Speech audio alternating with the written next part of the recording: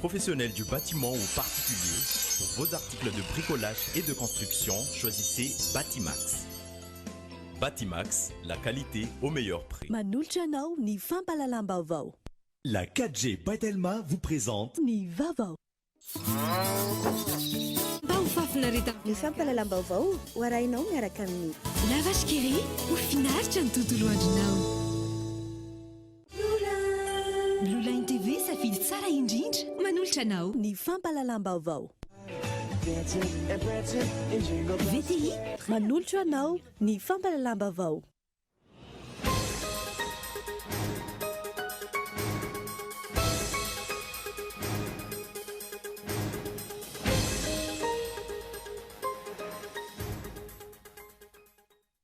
Anisan'ny songadana tao anatin'ny filan-kevitra ny miisa omaly tao Ambohitsirotra niady amin'ny tsy fandriam-pahalemana manerana ny nosy.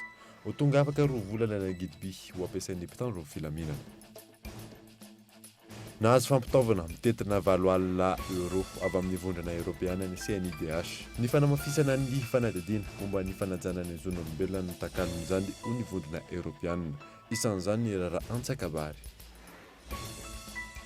Vokatry ny tsy fanesorany Samvasy ny komina Antananarivo renivohitra amin'ny fako ara-potoana ny fototra iray lehibe na tonga ny arabe maro teto andrenivohitra ho tibidrano hoy ny olom-pirenena. Ny mpitatana ny tanàna Antananarivo izay mitavozavoza eo amin'ny fandraisana andraikitra raha ny zava-misy tamin'ity androany ity. Na dia efa nahitana fivoarana aza ny fanaovana ny ampahany voalohany vaksiny faobe fanefitry ny kitrotro ny farany teo, tsy mbola fongotra ny valinaretina eto Madagasikara. 570 isanjato ny distrika no efa ahitana izany amin'izao fotoana izao ary tsy mitsaha-mitombo isan'ireo maty. Maresaka iraisam-pirenena, pahan'ny filoha venezuelana Nicolas Maduro ny fidiran'ny fanampinana Amerikanina any an-toerana. Fanampinana izay nangatany mpanohitra tamin'ny sehatra iraisam-pirenena. Nofefen'ny mpitandron'ny filaminana ny tetezam-by mampitohy an'i Colombie sy Venezuela.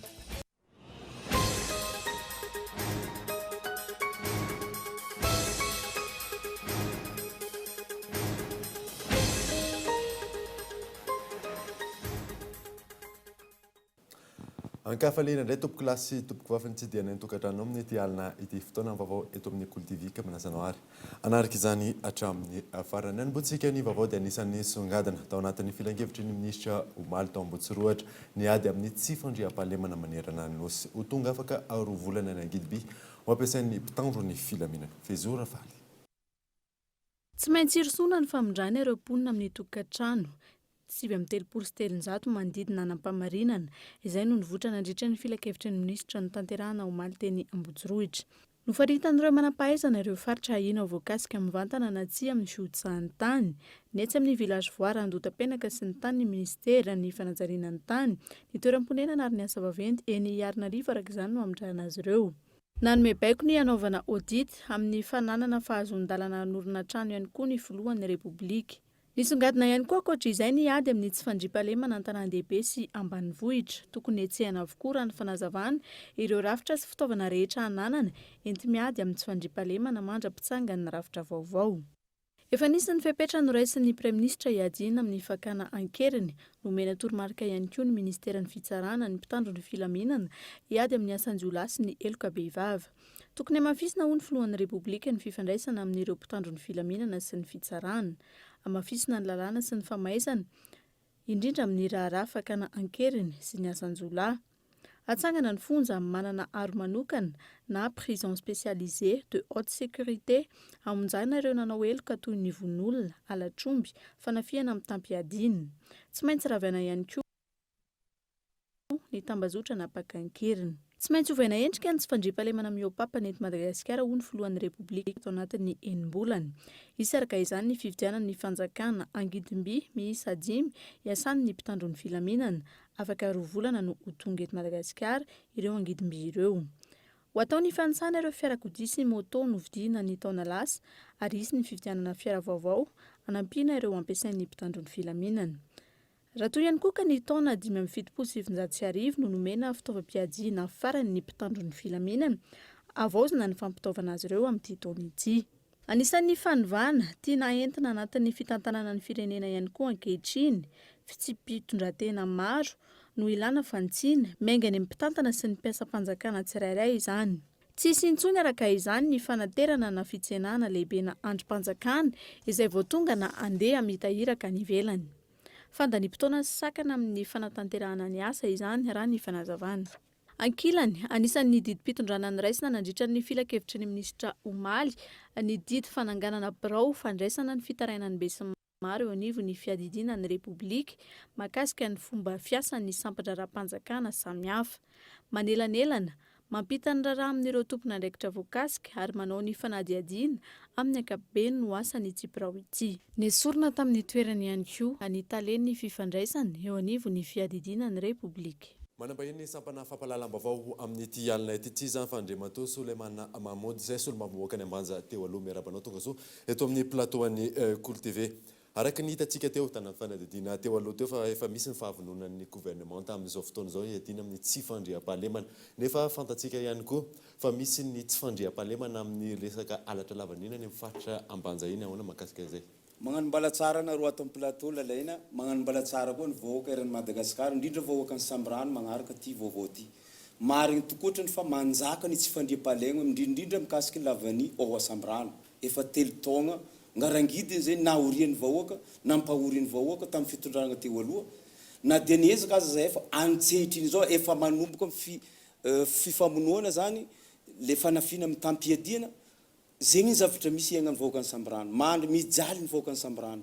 Malahelo ny vahoaka ny Sambrano satria fahitany azy ny mpitondra sasantsasany pitsikombakomba amin'ireo mpangalatra ireo ary zay tsy mety mahafongana io tsy fandriam-pahalemana satria tsy mety tratra mihitsy ny le gros bonnet fa ny madinika ihany tratra zay magnapirofo fa matoa miroborobo le zavatra raha miray feo zay tamin'ny andro ny tondranay miray feo sy ny tompony andraikitra re indrindra amin'ny tsy fandriam-pahalemana ny fandriam-pahalemana fiarovana vahoaka everiko fa fongana io zavatra nefa matoa zo miroborobo andro iverinay fa io tsy fikombakombany mpitondra sasantsasany na dia zany zay kosa misaotra ny sasany mpitondra koa manao ny tokony izy fa mampijaly zay dia io tsy kombakombany mpitondra sasantsasany ao Sambrano mampirongatra io tsy fandriam-pahalemana io indrindrandrindra amin'ny lalitra lavany indrindrandrindra mahatonga le fitifirina amin'ny tampiadiana amin'ny vahoaka mpamboly ao Sambrano. Tsy kombakomba ahoana moa ny tianao tenenina? Tianay tenenina amin'izany re mpangalatra aby io rehefa tratra zany na ny vahoaka rehefa miambigny lavanindreo zegny misy ny fiambesan'ny vahoaka zany le andrimasom-pokon'olona ny zava-misy ao Sambrano ny andrimasom-pokon'olona zay manambotro mpangalatra ndray lasa migadra ty afara. Hitanao fa miroborobo miafalifaly ny mpangalatra maro iza manafiky ny vahoaka manapaka ny lavania voalohany mampalahelo zay simba ny toekaren'ny Madagasikara amin'ny lavany tsy matoy amin'ny fotoana zao ty efa ary le vahoaka mandry anala manomboka mois de septembre jusqu'à mois de mai andeha antsena ny lavany zegny tegna mampalahelo zay amilay izy ka aminay tsy rariny zay raha vahoaka ny Sambrano kasikoa alatra lavany. Entsika koa tatoatony hoe misy ny fitaterana omby any amin'iny faritra iny nefa efa fantatsika efa namoaka didy moa teo ny fanjakana hoe tsy azo atao ny manondra na omby na velona io na hena. Io marigny io andriamatoa lalaigna satria za miteny aminao zao nahazavitra misy camion anankoroa dia mitatitra mandalo ambanja nefa tsy hainay miafarany mankaiza io tsy mipetraka ambilobe io tsy mandeha any Vohimaro io tsy mandeha any Antseranana mankay zary ny ombiny Madagasikara nefa amin'ny lalagnatsika tsy azo atao manondra omby velo tegna voapirofo tena misy io zavatra io agnisany mampirongatra koa alitra omby ao Sambrano aminay ka tokony ajanona. Arak'ireo hoe olana misy ireo ina zany antsoavo ataonareo antsoavo voalohany ataonay misy lalaina aminay ny solution mendriky indrindra dia miantso ny présidence zay satria président nampanantena fa hoisy ny selile zay mixte ao amin'ny présidence agnateran'ny vahoaka ny etaeta mamparary azy ka eto zay miantso ny président vonjeo ny vahoaka ny Sambrano fa raha tsy miala ao Sambrano zegny koa ny solution hitanay raha tsy miala le mpitondra tompony andraikitra mitsikombakomba ampamono olona aby reo mampahory vahoaka reo tsisy zavatra vahano aminay ny solution aingana indrindra ireo mpitondra mitsikombakomba reo dia esorina ao adoso ao Sambrano avy eo alefa amin'ny tany tsisy lavany. Raha ohatra alefa amin'ny tany misy lavany lalaina mbola mihory koa ny le tany andefasana azy ataoko fa maro eto Madagasikara tany tsisy lavany amiko zany tokony any andefasana ro mpitondra reo fa maty ny vahoaka zegny ny mampalahelo zay zany. Zay mahakasika ny lavanila ahoana kosa mahakasika le fitateran'omby. Fitateran'omby io moa andriamanto premier ministre todiko eto satria tany ambanja andriamananao andriamanto premier ministre efa niteny fa tokony ajanogno tsy ny omby rery fa mizavatra hafa koa indrindrindry fangalana vola ny vahoaka amin'ny lalagna regny tokony ajanogno miaraka amin'ny vava zay zavatra zay fa mamparatsy endrika ny fitondrana vaovao entin'ny président Rajoelina zao ary zay manantegna zay boaka ny sambrano matoa zay nandany président Rajoelina aminay hivoatra Madagasikara tokony rofina daholo ny olon-dratsy rehetra hatraty ambony ka hatrany ambany. Ankasitrany ianao nivahiny teto amin'ny sampana fampalalam-baovao tamin'ny ity alina ty andriamantoa solombavao. Misaotra betsaka lalaina ary samandriny vao tsika jiaby. Zay ny amin'iny fa olana sedrainy ny ivony fokotany atretony tsy fanarapenitra ny fitaovana sy ny fododrafitrasy mampitarazoka ny fampandrosoana ny fotony olana io raha ny fanazavan'ireo sefo fokotany mampirona rakotoarson. Tsy zarizary izay no azo andikan'ireo tompona andraikitra eny anivony fokotany ny fijereny akamaroan'ireo mpitondra ny fanesy an-tanana ny ety fotony izay lazaina ombieny fa fototra iaingany fampandrosoana. Maro amin'ny fokotany no marefo ary tsy afaka manatanteraka ny asany araka ny tokony ho izy. Ny tena olana fotony zany dia ny olana ara-pitaovana. Raha raisina ohatra aminay zay fokotany eny ambany toerana zany zao dia nany birao pokotany ohatra anisan'ny efa tena tranainy dia tranainy tokoa. Ny fitaovana ao anatin'izany tranainy ary araka izay mahatranana izay dia nany mametraka an'ireo fitaovana saripady ohatra hoe ny taratasy sy namany ara dia atahorana lena satria efa diso mitate efa tranainy loatra le izy dia anisan'ny olana angeza be izay ny fotony. Nahazo fampitaovana manokana ny teti-bola-panjakana 24 ireo sefo fokotany miisa 130 ao anatin'ny distrika n'Antananarivo fahenina. Fitaovana izay iandrasana tamberina andraikitra avy amin'izy ireo. Anisan'ny olana aloha zany sedrany fokotany dia ny fitaovana satria hitanareo fa eny anivon'ny fokotany eny fitaovana dia tena tsy ampy mihitsy na ny oentimana-jareo amin'izany koa ka dia tosika anankiray ity mba ahafahan'ny fokotany zany mipetraka amin'ny toerany tena atao hoe fototra isehoany zany fampandrosoany zany ary mbola fanomboana ihany fa mbola hijery izay zany ny zavatra zay azo anampiana ny fokotany amin'ny zay hoe manahirana azy zay. Mazava be moa zany fa zao fanomezana zao dia mitaky zany fahavitrina vaovao indray ary vokatra tsara vaovao fomba fiasa mahafapo azahoana vokatra mivantana zany zay ny andrasana reso fokotany ary aprisiny izy ireo zany mba hanao ny asany araka ny tokony ho izy satria ao anatin'izany zavatra zany ny politika mpanjakana amin'izao fotoana izao. Solosaina no nizaraina ho an'ireo fokotany efa misy herinaratra ary moto kosa ho an'ireo fokotany lavidavitra na ambany toerana ahafahana manatanteraka ny asa tokony ho sahaniny. Fa nahazo fampitaovana mitetina 7 alina euro avy amin'ny vondrana Europeana ny CNIDH. Ny fanamafisana ny fanadihadiana momba ny fanajana ny zon'olombelona ny takalony izany ho ny vondrana Europeana isan'izany ny raharaha Antsakabary Fevrier Ivrichard. Mitaky fanatsarana ny fomba fiasan'ny voamera amin'ny pirenena mahalotena misahana ny fanajana ny zon'olombelona ny vondrona Europeana. Fampitaovana mitentina 7 alina euro no natokan'izy ireo anampina ny CNIDH amin'izany raha ny fanazavana. Tokony ampiasana amin'ireo asa laharam-pamehana momba ny fiarovana ny zon'olombelona ny fitaovana. Navela malalaka ihany koa ny CNIDH andrindra ireo asa sahany amin'izany. Fantany raha teo ny firenena sy ny asa ataony hatrany amin'ireo toerana sarodalana ka antony izarana ireo fitaovana ho an'ny mpikambana rehetra.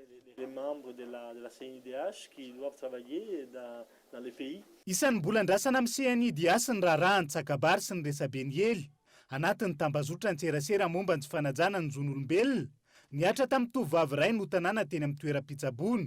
Ireo manana olana ara-tsaina teny mahitsy mitohy hatrany ny antso fanairana sy ny fanadihadiana samihafa raha ny fanazavana. Resaka tamin'ilay soi-disant victime mihitsy zay dia hitanay hoe olona marary saina tokoa ve ty olona ty sa olona tsy marary saina sa misy zavatra hafa manodidina an'izay alarmante be izy.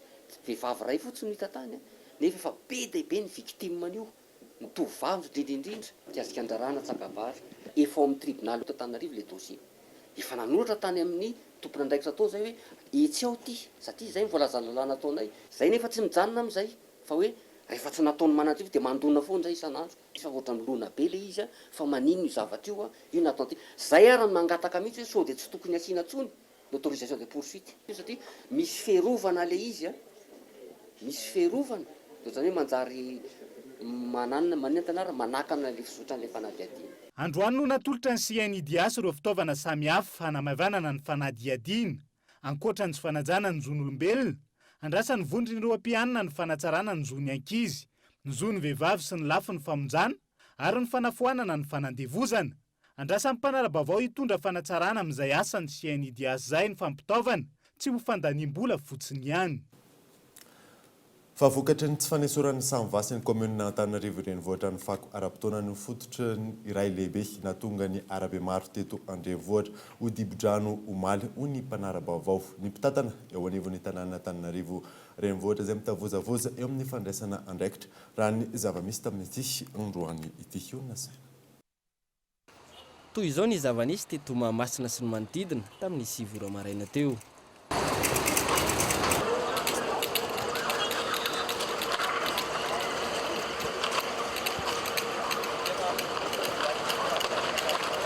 Fako mivangongo eraky ny arabe hatramin'ny 7 ora sy sasany maraina tsy misy mpanala. Tsy gaga vokatra izany ny rehetra raha nitranga ireny arabe dibo-drano omaly ireny niteraka fitohanana ny fifamoivoizana sy fahasimbana maro. Raha toy izao ny fako ety amin'ny Talakimaso, azo heverina fa mivangongo ny loto amin'ny ireny lakan-drano sy tatatra any amin'ny elakelan-trano ireny. Ny fandraofana sy ny fanadiovana ny tanàna izay andraikitry ny komuna Antananarivo renivohitra. Hatramin'ny 10 ora maraina, tsy ritra ny rano teto amin'ny arabe nanoloana ny antenumeran-doolona tsentsana ny tatatra.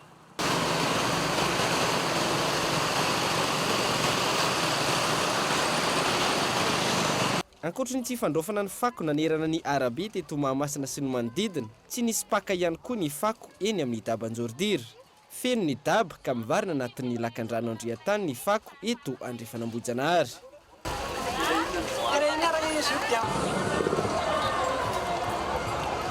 Ny taona lasa no nisy fiara nakafako farany teto ho ireo mponina tetỳ amin'ny manodidina. Talohan'ny fanaovana propaganda nisy nakafarana. Zany hoe tamin'ny herintaona zany? Tamin'ny herintaona. Satria nanamboarana io briky io. Io briky io dia nadio farany dia hatramin'izao mbola tsisy na. Ny fiantraikan'izay zao na fahadiovana ilaina amin'ilay resaka aretina be dia be. Satria ilaina ny fahadiovana nefa ny fako manetsana an'ilay canal plisy. Manetsana an'ilay canal io ilay rano zao maly zao avy be ilay orana dia teo ambany teo tonga dia tsetsana taty dia lasa manohana an'ilay dia miakatra ilay rano. Ilay fahadiovana amin'ilay manodidina eto ilaina amin'ilay resaka aretina. Plisy tsika niady tamin'ny pista teo ny. Roa volany izay tsisy naka nitsy. Talohan'ny propaganda nisy mpiasa farany teo dia izay. Lazain'ireo ilay komina hoe tsy andraiky noho ny rano samiva. Vokatry ny fahatsentsenan'ireo tatatra sy lakan-drano ary ny fiavian'ny oram-be omaly, ankizy iray no namony ainy. Nisy ihany koa ny trano nirodana sy hazo ny anjera raha ny tatatra hazo teo anivon'ny sampana mpamonjy voina. Bokany tamin'ireny aloha dia nijanona napalahelo dia nisy zaza anankiray lasan'ny rano zany tany anaty izany hoe nilatsaka ny kapany dia nanaraka an'ilay kapa tafalatsaka tany anaty kanaly izy dia nifoha ny kanalina tany anatiny tany.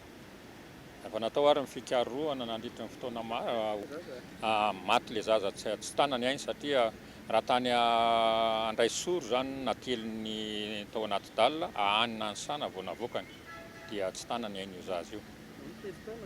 14 taona zany eo zany ilay zaza vavikely. Ny trano zany dia teo amin'ny telo teo zany antiny ihany tamin'iny orambe iny dia toa tsy azo tafo zany ny anankiray dia tany Besarety dia tany Ampandrana. Izay zany no nravany ny ranon'orana iny. Ny hazo dia zao rahantsika maheno satria ny fangaro tamin'ny rivotra mahery ihany koa dia zao hazo dia anosy moa zany tena nisy ny hazo ny enjery hatramin'ny fakan'izao nisy anankitelo izy teto. Efa zary lasa iainan'ny mponina amin'ny andavanandro ny fako sy ny loto eto Antananarivo renivohitra. Raha ny hetra maro samihafa alohan'ny vahoaka, ny abantsena amatapitrisany, tsy tokony ho toy izao ny tamberina andraikitra avy amin'ny mpitantana ny tanàna. Fanao amafisiny apipa afatsy ny fandraisana andraikitry ny commune Antananarivo renivohitra sy ny Samba no isany antony nahatonga ny arabe Antananarivo ho dibo-drano omaly. Taoriana ny fanadiovana tatatra sy lakan-drano nataony taona 2024 tsy tokony isy ny tranga toy ireny raha ny nambaran'izy ireo. Io nasaina manoloana ny fitavozavozana sy ny fifaniliana andraikitra eo amin'ny Samba sy ny commune Antananarivo renivohitra amin'ny fanesorana ny fako sy ny fanadiovana ny tanàna eto an-drenivohitra. Manao antsoavy ny APIPA na ny autorité pour la protection contre les inondations de la plaine d'Antananarivo amin'ny fanadiovana ny tanàna. Zany hoe raha ohatra zany ka tsy nisy an'ireny fako be da be ireny dia aingakaingana mihitsy dia tafidina le rano izay niangona teny amin'ny arabe. Ka noho izany dia ny andrasana zany, andrasana amin'ny tompon'andraikitra ny fanadiovana rehetra eto amin'ny tanàna, isan'ny ambaratonga ny rehetrarehetra hoe ahoana ny ampadio kokoa ny tanànantsika, tsy endrona ny fako ary indrindrandrindra zany manamorona ny lakan-drano lehibe, matetika dia adiny foana zany le manala ny fako amin'le sisin'ny lakan-drano reny. Fa raha ohatra ka madio kokoa ny tanànantsika, tsy misy fako miangona dia tsy misy faingonan-drano betsaka toy. Lakan-drano mirefy 9 kilometatra no nodiovina ny taona 2024 ka nahafana nanafaingana ny faritra ny rano omaly raha ny fanazavana hatrany. Hita zany fa nisy fiantraikany tsara le asa fanaovana fanadiovana ny kanalan-dretany izay natao tao anatin'ny tetikasa PIA, programme intégré d'assainissement d'Antananarivo, izay vatsiny ny agence française de développement sy ny vondrona européenne vola. Vokatry ny asa fanadiovana iny izay teo amin'ny canal 9 kilometatra teo dia nalalaka, lasa nalalaka zany le kanalan-dretany ary aingana dia voatroka le rano niangona tatia tanàna ary tsy nisy zany fihoarany ny kanal iny omaly. Azo soroana araka izany ny tranga taony omaly raha mandray ny andraiky ny commune Antananarivo renivohitra manadio ny tanàna sy manala ny fako ara-potoana. Indrindra taoriany ny fampiasana ny vola aman-tapitrisana nanadiovana ireo tatatra sy lakan-drano teto an-drenivohitra.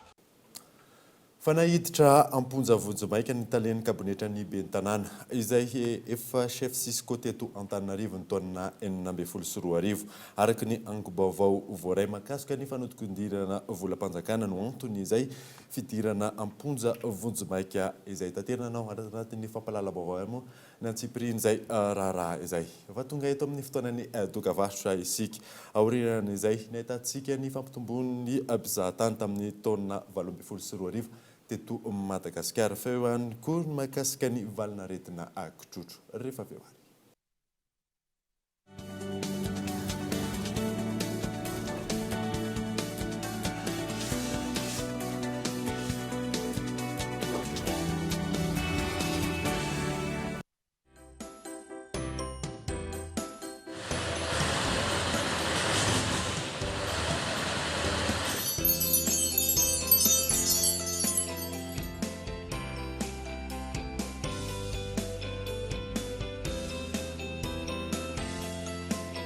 Professionnels du bâtiment ou particuliers, pour vos articles de bricolage et de construction, choisissez Batimax.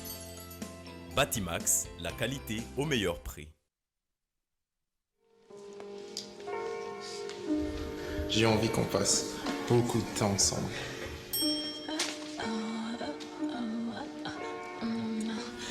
Je pense que toi et moi, on peut faire des choses extraordinaires. Je te veux partout avec moi. Et tu sais quoi? Je te kiffe.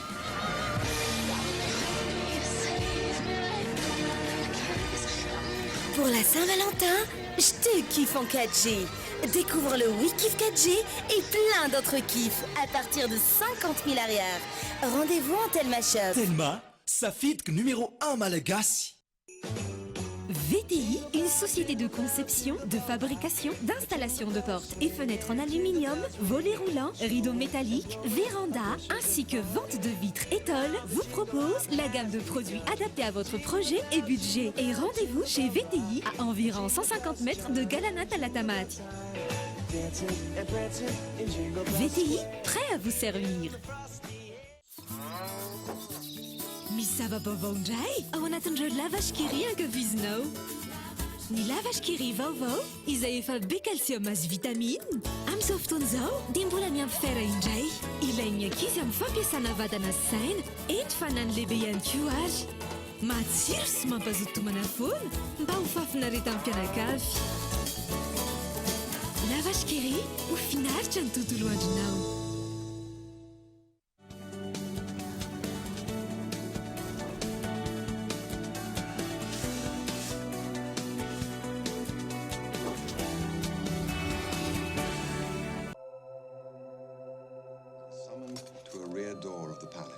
The Queen had given birth to twins that night.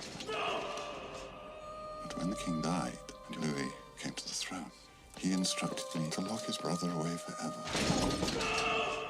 I am a young king, but I am king. One for all for one. Shoot. Shoot them.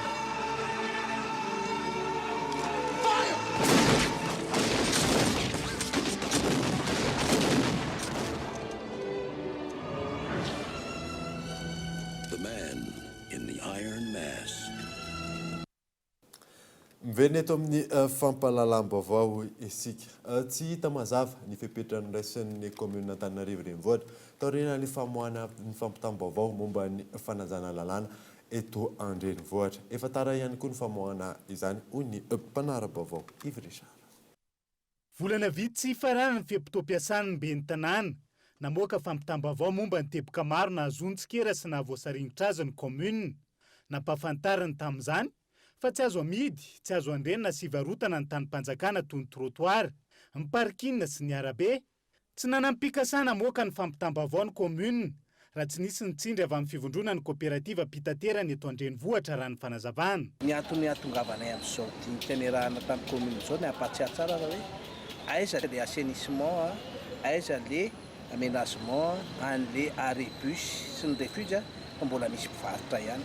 Reny trottoir reny ange ary fanina anankiray hiaro amin'ny mpandeha tongotra tsy ho any anaty arabe mba tsy mba ho voan'ny lozam-piarakodia na fifamoivoizana. Gaga izahay nampatsiahan'ny commune fa mbola be mpivarotra ihany ary ananganana trano vy ary ka eto dia manaitra tompona ndraiky mpahefana mahefa mba hasolona izy ireny fa fototra iray lehibe mahatonga fitoanany famoivoizana ireo taxi be. Efa taray koa ny mpanara-baovao vao nandroso tamin'ny famoahana izany ny adidina ny tanàna na Antananarivo. Tsy hita ihany koa ankilan'ny fepetra ny raisin'ny commune momba ireo faritra voakasika tao aorian'ny famoahana ny fampitam-baovao raha ny fanadihadiana. Tsy hita mazava ny valitenin'ny lefitra voalohany fiadidina ny tanàna na Antananarivo manoloana izany.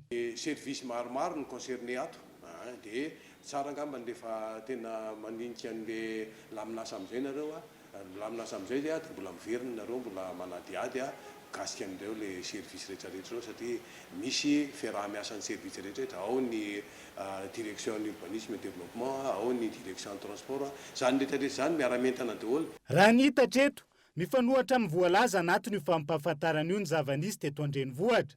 Faritra maro ny fantatra fa namidin'ny commune araka ny efa notaterina teto amin'ny fampahalalam-baovao. Isan'izany ny famarotana ny zaridaina na ny tanina renina, ny CEG Analamahitsy ankoatra ireo tseny etsy amin'ny esplanade Analakely. Fa ny tanina mipetraka ny hoe isy marina ve ny fepetra ho raisina ho an'ireo tsy fanarahan-dalàna sy kabraraka maro nataon'ny commune hatray sa hijanona ho fanadiovantena ihany zany hoy ny mpanara-baovao.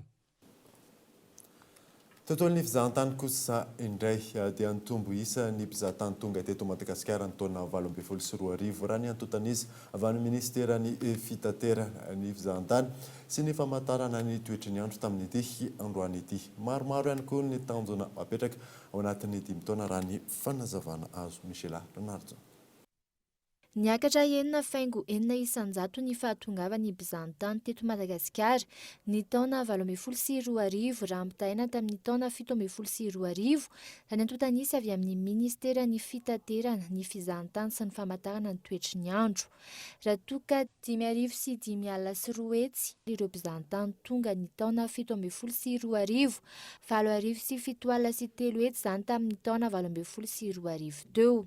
Nisan'ny mpizahan-tany fa iarahantsika malala ny fisian'ny tamin'ity farantaona ty nisy ny fifidianana dia somary niena kely izy io kanefany raha oharina tamin'ny fifidianana tamin'ny taona 2014 dia tena hita fa efa voafehy zany a le fomba firesana zany hoe communication any ivelany amina situation na particulier zany hoe situation tsy dia mahazatra misy amin'ny firenentsika. Raha ny fanazavana azo androany tafita tanteraka ao anatin'ny politika mpanjakana ny fampiroboroboana ny fizahantany, teboka maromaro no avoazana ao anatin'ny 5 taona. Ny tanjona dia tsotra indrindra aloha voalohany indrindra dia anatombontsika nisy ampizahantany tonga eto Madagasikara ary ao anatin'izay 5 taona izay dia eo amin'ny 500,000 mpizahatany io zany no tanjona hotratrarana. Voalohany indrindra aloha zany dia tsy maintsy isika mamorona infrastructure vaovao. Ao anatin'ny infrastructure zany na resaka port zany na resaka hébergement zany na resaka aéroport zany dia tsy maintsy avozona daholo. Taon'izao zany anatratrarantsika an'izay tanjona koa dia tsy maintsy tsika mamorona atao hoe produit touristique vaovao. Isan'ireo hampiavaka ny tontolon'ny fizahantany eto Madagasikara amin'ity taona ity ihany koa raha ny fanazavana azo ny fanomezana sata manokana nosy be izay isan'ireo toerana be mpitsidika indrindra eto Madagasikara, fa eo ihany koa ny fanokafana ny lanitry Madagasikara isiany ny fifaninanana. Ny tontolon'ny fizahantany eto Madagasikara izay miantoka ny 500 ny arikarena faobe ary ny taona 2024 2,500 tapitrisa dolara no volana amidiriny izany tao anatin'ny kitapom-bola mpanjakana ary niteraka asa 4,400 alina. Tontolon'ny fahasalamana kosa indray dia nefa nahitana fivoarana aza ny fanaovana ampany voalohany vaksiny faobe fanefitry ny kotrotro faranteo tsy mbola fongotra ny valinaretina eto Madagasikara. 570 ny ireo distrika no efa ahitana izay valinaretina izay amin'izao fotoana izao ary tsy mitsaha-mitombo ihany koa ny isan'ny ireo maty. Michela Ranarjonatra. Ankoatrin'ny eto Antananarivo izay nahitana trangana kotrotro betsaka indrindra raha ny fanadihadiana natao, morongatra ihany koa ny kotrotro any amin'ny distrika ny Kongo amin'izao. Tsy maharaka nefa ny mpitsabo miantsoroka izany raha ny fanazavana azo. Distrika ny Kongo ny valanaretina kotrotro amin'izao fotoan'izao ary araka ny tatitra voarainay tamin'ny antso Taroby maly ariva dia efa misy ankizy vitsivitsy zany efa namony ainy ao amin'ny commune rurale ny Fevrier. Ny tatitra voarainay zany hatreto dia Vangaindrano sy ny tapany atsimo ny distrika ny Kongo zany nefa tena tratra mafy mihitsy amin'izao fotoan'izao an'ilay valanaretina kotrotro. Feno tanteraka ny hôpitaly débordé tanteraka mpitsabo any toerana amin'izao fotoan'izao raha ny tatitra voarainay. Etsy ankilany amin'ny ankapobeny tsy mitsaha-mitombo ny isan'ny matin'ny kotrotro eto Madagasikara na teo aza ny fivoarana hita tamin'ny fanaovam-baksiny faobe fanefitry ny kotrotro farany teo. Fanaovam-baksiny izay nahatratra 7,900 ny tahampavitriana tamin'ireo distrika 5 voakasika izany. Tahaka izao kosa ny antotanisa voaray avy amin'ny Ministera ny Fahasalamana, antotanisa ny 17 Janoary 2024 hatramin'ny fiandohan'ny volana Febroary ity. Miisa 8,707 alina ireo trangana kotrotro efa voamarina izany hoe 8,50 amin'ireo dia vokatry ny tsy fanaovana vaksiny. 9,900 kosa ireo olona matin'ny kotrotro hatramin'izao. 400 kosa ireo distrika voakasika izany hoe 5,70 ireo distrika misy eto Madagasikara ary efa tapitra voakasika avokoa ireo faritra 12 eto Madagasikara. Lafim-baovao hafa kosa indray dia zava-dehibe ny fifampitaizana sy ny fanampiana amin'ny sampakasary araka ny voatra nandritry ny fionan'ny mpikambana eo anivon'ny collectif de reporters d'image de Madagascar tamin'ity androany ity. Iserany fanazavana ny fampifanana ny mpakasary entina anamafisana ny etraiky efa miantarandriana. Singa lehibe mitondra vaovao ny zava-misy fa ihany koa mameno izay voasoratra sy izay voateny ny mpakasary. Tato anatin'ny taona maro tsy voaja manontolo ny izony mpakasary teto Madagasikara ary betsaka no efa niarany erisetra teo am-panateterahana ny asany. Antony mazava-dehibe ny fanampiana amin'ny samy mpisehatra izany. Ao aminay zany dia misy fampitaizana ao anatin'ny samy mpikambana. Izay moa dia fantatra ao amin'ny asany hoe asa fanaovan-gazety dia ao amin'ny resaka sary daholo ihany zany ny ataonay. Ao ny kameramanina dia ao ny mpakasary. ao anatin'io fikambanana io a akoatra ny fampitondrana ao amina resaka hoe asa dia misy ny resaka ara-tsosialy. Ao zany a ny faminampianay a mpikambana azahoanay a mifanampy satria ao anatin'le asa raha malala fa ny asa fanaovana-gazety a fanaovana-gazety tsy mora satria raha ny zavatra efa nitranga teo aminay a dia maromaro. Misy ireo mpikambana teo aminay a nanana olana teo amin'ny resaka hoe fitaovana nisomban'ny olona dia afaka nanao izay hevitra rehetra izay a nazahoanay a nanampiana io namana io. Nisy ireo hoe maitra any dia nanoro foana any. Taky ny fanao isan-taona nisy androany fionan'ny CRIMAD na ny collectif des reporters d'image de Madagascar. Tanjona ny fampivoarana ny tontolon'ny fakana sary anatin'ny sehatry ny asa fanaovan-gazety. Ilaina manoloan'io ny fanampiana traikefa.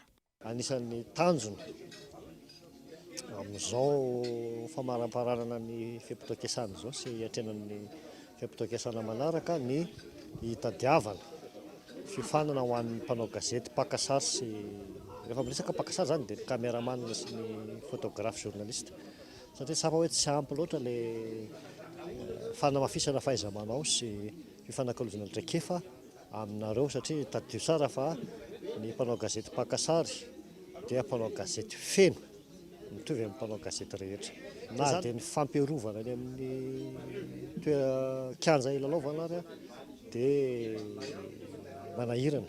Fevrier sy fiarabana tratry ny taona tosaina nandritry n'ity fionana ity izay fionana nataon'ny CRIMAD na ny fikambanan'ireo kameramanina sy fotografa. Maresaka iraisam-pirenena kosa indray dia nitsipahany folo venezuelana Nicolas Maduro ny fidiran'ny ireo fanampiana amerikana any an-toerana. Fanampiana izay nangatahany mpanohitra tamin'ny sehatra iraisam-pirenena. Nofefen'ny mpitandron'ny filaminana ny tetezam-by izay mampitohy an'i Colombie sy Venezuela. Fanandina.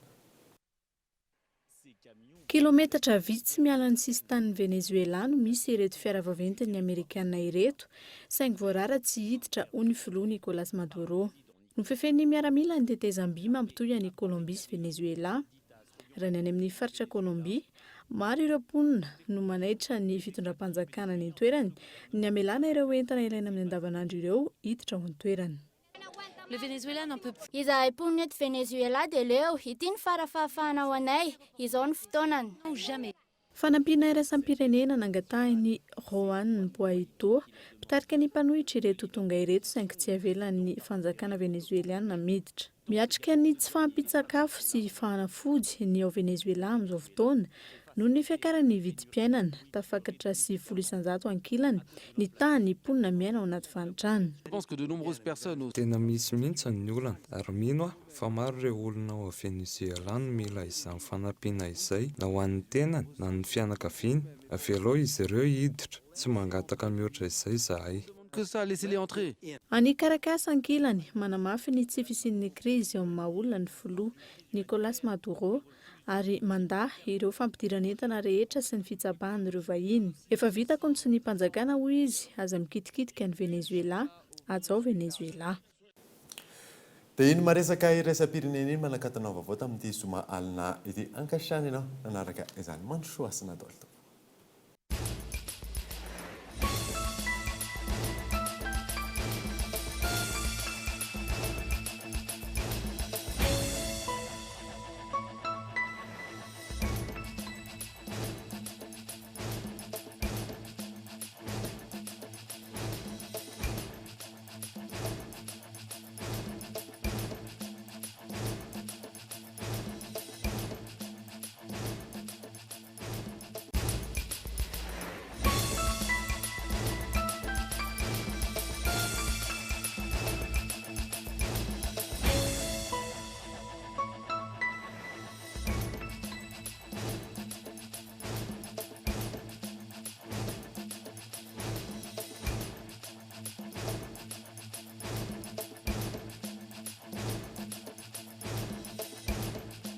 La 4G Batelma vous a présenté Ny Vaovao.